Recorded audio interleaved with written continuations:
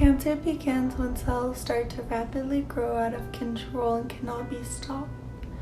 Breast cancer cells start to form a tumor.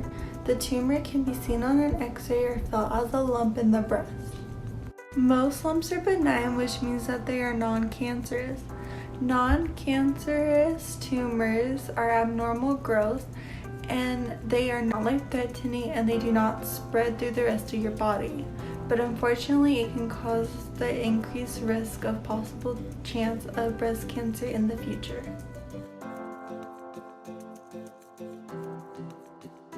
How to prevent breast cancer? While there is no specific way to prevent breast cancer, there is a way to lower your risk of getting it, such as eating healthy and exercising. Teens to adults should have 150 to 300 minutes of exercise per week. Doctors recommend close observation. Start a breast cancer screening with early mammograms at an early age. Some breast cancer treatments are local, which means that they treat the tumor without touching the rest of the body. If the cancer is in an advanced stage, you might need before or after surgery. Occasionally both. Sometimes a doctor may prescribe you drugs, but this is called a systematic treatment because it can reach cancer cells anywhere in the body, not just one spot. It is common knowledge that women can get breast cancer, but men are also susceptible to breast cancer. It's a common disease which not only affects women, but men as well, and not a lot of people know that. It mostly occurs in older ages, but can occur in any age.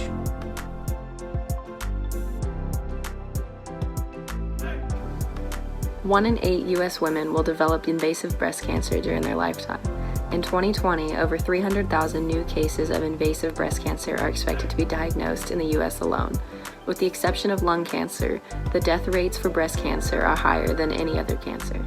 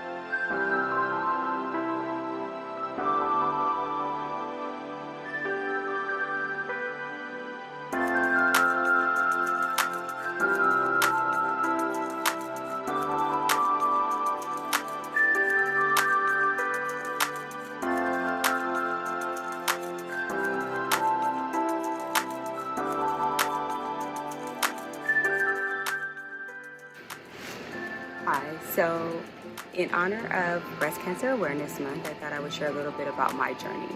So my journey started in May of 2016 when I received a phone call from my aunt telling me that she was diagnosed with breast cancer. And I thought, wow, like if my aunt could be diagnosed and we know that sometimes breast cancer is hereditary, then surely I can be diagnosed. I remember calling my doctor's office and asking, can I come in and have a mammogram? And I was a little nervous because I really wasn't of the age yet, the recommended age to start testing for breast cancer. So they said sure, so I did. I went in and I had the mammogram done. And a few days later I did get a phone call saying, hey, we did find a spot, and if you can come in so we can do a biopsy on the spot. So I go in, I get the biopsy done, and I remember the nurse telling me, don't worry, sweetheart, 95% of these come back benign. And so I was like, cool, maybe I'll be in that 95%. About a week later, I got a call, and I remember this day because it was the class of 2016's graduation. And a few hours before I was due back to go to Storm Stadium for the class of 2016's graduation, I received a phone call, and they told me that my test result came back that it was cancer. It was early, but it was cancer. And I just remember like my whole world stopping. Like it was so, I didn't know, I can't even describe how I felt. I mean, you go from scared to anxious to like depressed. Like it was a lot. And I remember my husband was there, and I went into the room and I cried in his arms. And I didn't know what I was gonna do. I mean, you know, when you hear the word cancer, you automatically think like death. And I was like, I have 3, you know, kids, and I want to be here for my kids, and you know, so I had all this emotion.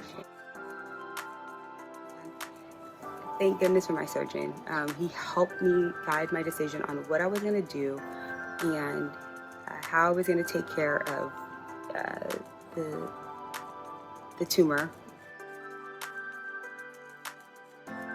So I went ahead and I had a lumpectomy in June of 2016. And it was very quick. I went home the same day, and you know, but I remember feeling like, wow, I'm so happy to have this out of me. I was excited to know that that was no longer living within me. You know, I went through radiation treatments, which were tough. It was every day for 5 weeks.